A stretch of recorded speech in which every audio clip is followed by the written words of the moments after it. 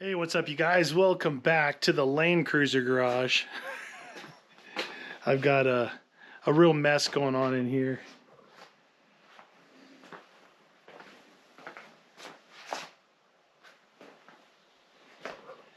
So I've got a mixture of 60 series parts and then some stuff for the Lexus. I want to show you real quick what I've been working on this weekend. I'm going to slide underneath the back here. Hopefully the light will auto adjust. It's a little bit dark and the audio might be a little jank, but so we're underneath. I had to drop this cross member here. It's the one that the tire is held on by, so I took that completely out. It bolts in, and then I had to undo this bolt, and that's for the straps on the gas tank. And then all the way up here, I lowered the gas tank down, and then I installed this bracket that I made.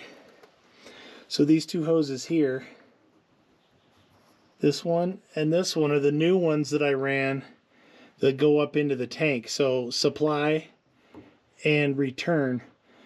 Then I've got a filter, inline filter here, 100 micron, fuel pump,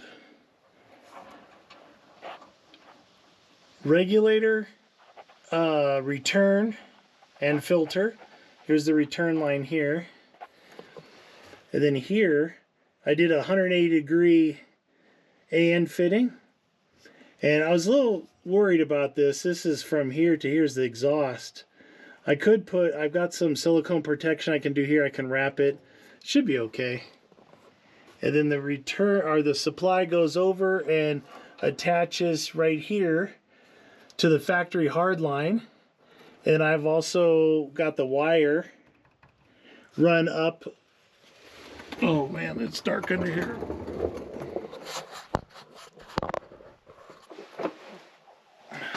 All right. Whew. So that was the nasty. That was the nasty that I was talking about, that I had to drop the tank. I also drained the tank here, and luckily there wasn't that much in it. I would say 2 gallons maybe. If you're familiar, it smells like kerosene, like, you know, completely. All the high ends have gassed off from the unleaded. Really bad. A little bit of gooey stuff came out. I mean, we're talking about something that sat there for 10 years. So it could have been 4 gallons and it shrunk down to 2. Pretty nasty, but I was able to drain the tank. I made that bracket and I was able to build that, you know, the filter, the pump, and the regulator here. I put it in, I put like 1/4-inch thick rubber as a standoff kind of, so it's kind of rubber mounted, and it's on an L bracket, so it kind of is semi-protected with the one side of the L bracket, and it's all mounted with its factory mount. So as far as I'm concerned, the fuel tank is done, the fuel pump is in, it's connected to the hard line. We'll go up front here, and when the hard line pops up, right now existing, it's set up for a carburetor, but you'll be able to see right here the fuel filter, and the hard line is just right there. So it comes up and attaches to this. So this will all come out and it'll go hard line around the front right to the fuel injector, and here's where that's gonna go. It's protecting that, and here's the pump wiring gets triggered. The pump gets triggered from the fuel injector harness. So that's cool too. I just have to trigger that with a switched hot, and probably use a relay. I'll use a relay, you know, an automotive relay, to where whatever switched hot I grabs, it only has to put out enough current to actuate the coil of the relay. It's really the best way to do anything. When you're tapping into switched power on these vehicles, you better not tie into that thinking you're going to pull like 12 amps, because you don't know all what's hooked up to that. Switched is always one of the hardest things to find, and therefore I would definitely use a relay. best way to do it, because then you're only pulling, you know, who knows, whatever the coil of the relay is. Not even half an amp probably. Then you can loop through power directly from a fused point on your battery, and you can run as much juice as that relay is capable of. So once I got the fuel tank done, I got a little motivated. I came up to put the fuel injector on right here, but the kit only came with one gasket. Here, you know, it's kind of weird. I guess I should digress a little bit into a bit of a rant / public service announcement to aftermarket manufacturers. So, for example, all right, they give you one gasket when you need 3. They're counting on the fact that you're going to have a gasket, your isolator, your gasket, then it goes the adapter, then the gasket they provide, then the fuel injector. Once you loosen that up, you're going to take that off and you're going to clean all that up and put new gaskets on. So they don't provide you with the other 2 that you need. The second thing is these manufacturers, and it's a few of them. I'm going to point out right here when I'm talking about this. Well, it's kind of hard to see, but this pulley here is just a pulley. This used to be where the air pump went. Now it's just a bracket with a pulley to simulate, so it's the same factory belt, all right? But the bolt for the bolt here, which is the tensioner, slides back and forth, the bolt here for the pulley, and the bolt there for the bottom. Toyota uses metric bolts, obviously, but they use very specifically metric thread with 12mm head, 14mm head, 17mm head, 19mm head. When these manufacturers, hey look, what are you doing? What are you doing? What are you doing? Huh? You just want to come and get some camera time? Huh, buddy? That's a good boy. He knew I was recording. He's like, I'm coming out. Go get him. Go get him. What are you doing? We go inside? Oh. You go inside with the air conditioning? Oh, you go inside? Come on. Get in there. Guess he wanted some air conditioning. Grab some water. I was just putting the belts on before I started recording, so I'm sweating a little bit. So let's continue with my rant. So that piece is a perfect example. It's an aftermarket bracket that replaces this, the air pump.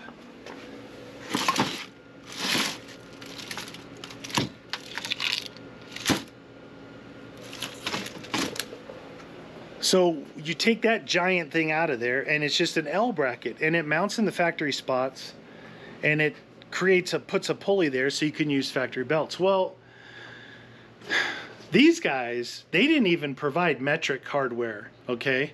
It was all standard stuff, all right? Which means you don't want to mix and match. They go through the effort to make an aftermarket part for this car, very specific just for that. But they don't provide the same metric head or the metric thread for the bolts. Now in my 80 series, I put in a center console and a surround around the shifter. And it came with metric threads, right? So the threads were metric. But they come with, instead of a 12 or a 14, they're a 13mm head. You see what I'm getting at?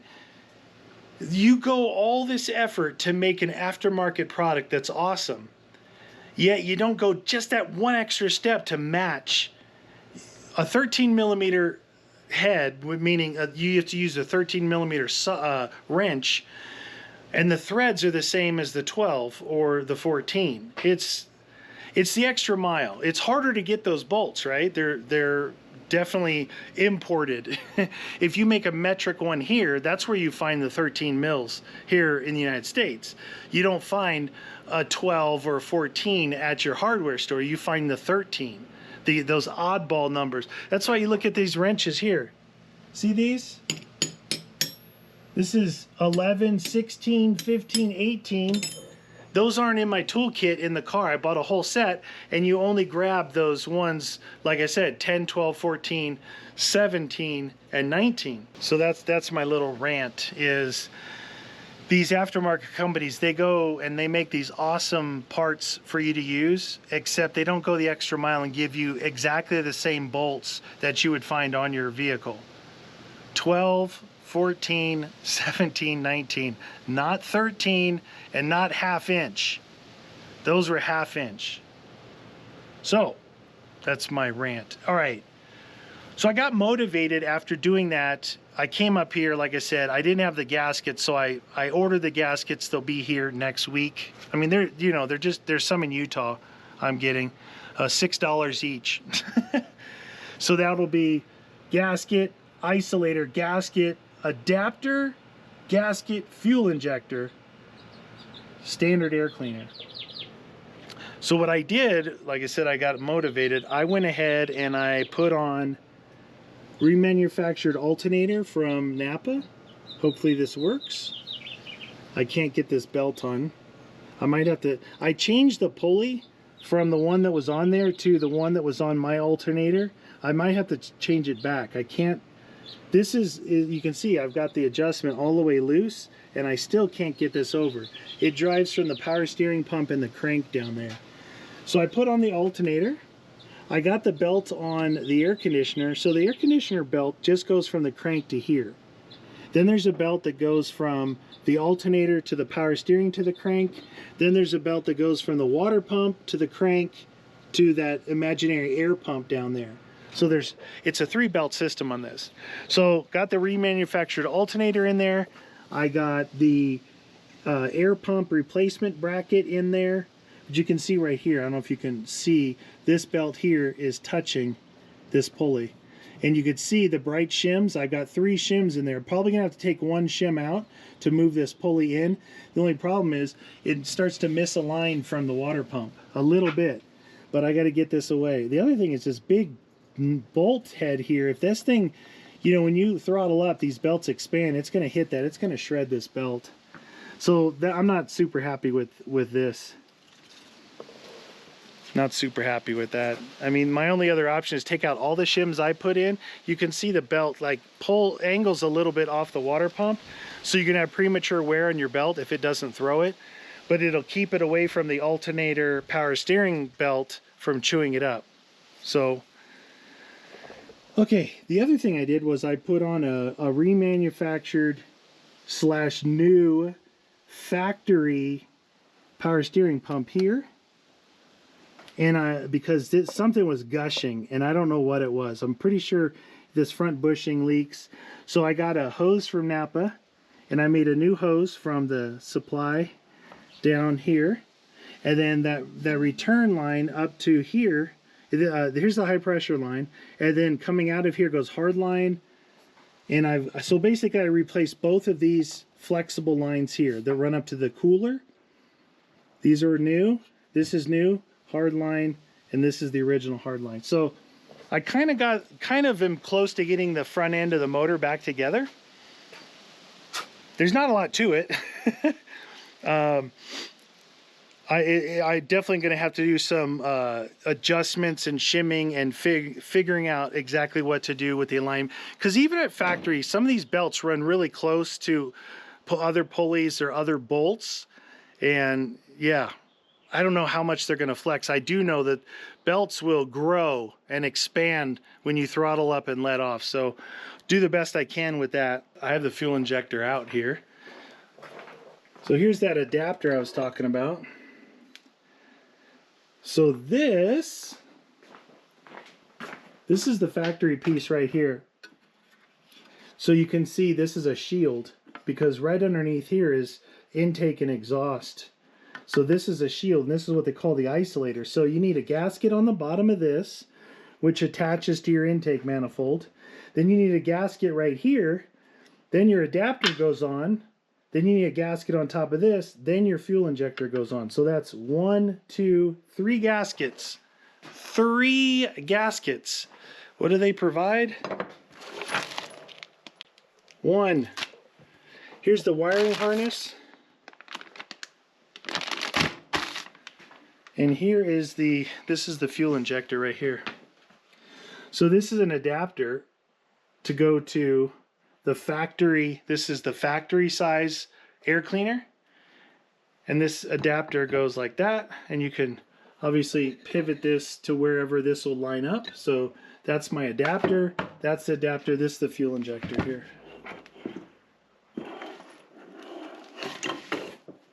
Got the little wiring harness right here. It's called the Sniper from Holley, EFI.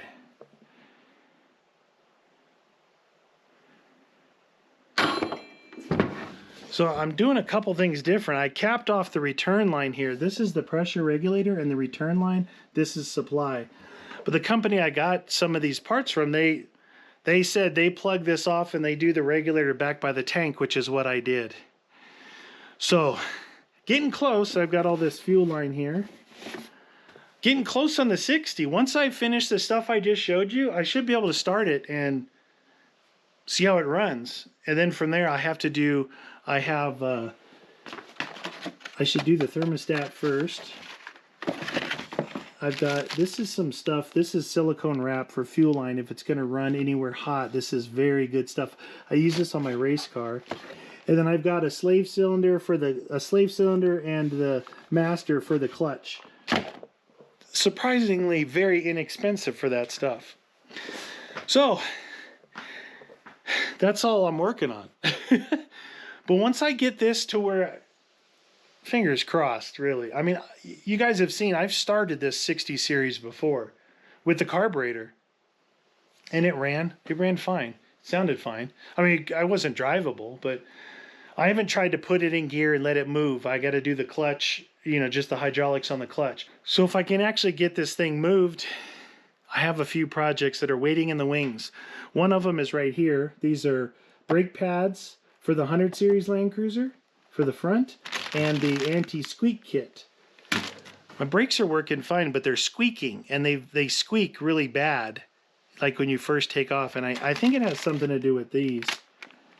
Anyway, new brake pads for the front and the new squeak kit. That's one project. The other project is the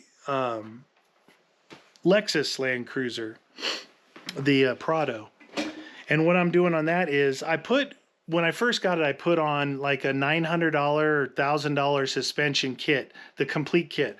Very inexpensive. It worked great.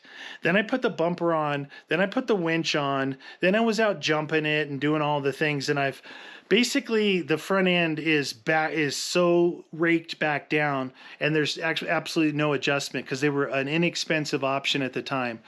So I got new springs for the back, new coils. I've got timber and bumps for the front and rear. I've got adjustable icons for the front, and I've got 2.5-inch bodied remote reservoir icons for the rear. Because the rear, when I hit a bump, it bottoms out and then launches back up. Those 2-inch Bilsteins that I have back there, they can't hold up to the spring weight. And the compression and rebound that I'm actually putting on the back of that car. So I needed to go to a larger piston and probably just a little bit higher quality shock. They were good at first, but when I really put them to the test, I was bottoming out. And I also found that like the rebound, I think I blew them out because the rebound, like you go over a rock and that tire goes BAM! And you can just hear the spring pushing it. So yeah, I got a little fine tuning with the belts. Once I get the gaskets, I can get that fuel injector on there, and then hopefully I can get it started and everything's doing fine. There's no leaks. Then I'll do the clutch and see if it'll actually drive. Then I can get to work on this other stuff. I'm excited to get this done, obviously, but I really want to put that stuff on the Lexus because I off-road that thing a lot. It's, I can take off for hundreds of miles, no worries at all, go off-road and hundreds of miles back, where these older cars, when you go out by yourself, there's a little concern in the back of your head that you're going really far to off-road and then really far to come back. That's why I want to get the other ones suspension up to par. Look, you're supposed to put all your upgrades on, then do your suspension. Well, I didn't know I was going to get a bumper for the Lexus. I didn't know I was going to put a winch on it. And I'm totally happy with the suspension, the Bilstein suspension that I got for it. But now that I put all the extra weight on it and there's zero adjustability in it, I have to upgrade. Not that big of a deal. I was able to use a $900 suspension for a year and a half of a lot of snow wheeling, a lot of, off-roading, and now I upgraded. And luckily for me, unlike the 80 series that took 8 months to get all the icon stuff, this stuff I pieced together. I kind of came up with a wish list, and I pieced it together with in-stock parts. They had the coils in stock. Those were from Metal Tech. They're pretty cool. They're a progressive coil where I'll show it to you when I do the kit, but it has a lighter weight section and a heavier weight. In the lighter weight section, when you go to full articulation, it expands and contracts to leave it seated in the coil bucket. Pretty ingenious design. I hate it. I hate the sound when people run where they drop their coils out of their buckets and they have like cones. Bang! It's like the most annoying sound ever. But to each his own. And then the biggest upgrade was going to be putting in 2.5-inch diameter shocks on the back. But now that big rake is in there from the metal front bumper and the big winch in there, I've got to get adjustable coils, and I've got some now. So worked out pretty good, and it wasn't too bad pricing wise, piecing it together the way I did. It was still a lot cheaper than the kit that I have on the 80 series, but that thing's like top of the line.